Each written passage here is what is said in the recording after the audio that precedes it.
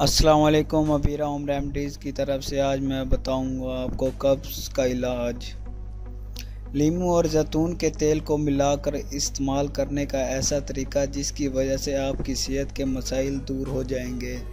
लीमू में vitamin C, potassium, vitamin बी6, vitamin A, thiamine, vitamin E, copper, calcium, iron, zinc, protein, manganese और phosphorus पाया जाता है, जबकि जैतून का तेल भी विटामिन और मिनरल से भरपूर होता है। आए आपको इसके सेहत पर फ़वाइद से आगाह करते हैं। दिल के अमराज। अगर आपको दिल के मसाइल दरपेश हैं तो लीमू और जैतून के तेल को मिलाकर इस्तेमाल करें। 1 चम्मच जैतून के तेल में 3 से 4 कतरे लीमू का रस निचोड़ें कर हर सुबह इस्तेमाल करने से दिल को तक़वीत मिलेगी।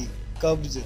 दिन में एक बार रफ़ा हाजत सेहत के लिए ज़रूरी है, वरना फासद मादा पेट में इकट्ठा होने से सेहत के संगीन मसाइल पैदा हो जाते हैं। हर सुबह लीमू के चंद कतरे और जैतून के तेल के 2 से 3 चम्मच पानी में हल करके पीने से कब्ज़ ठीक हो जाएगी।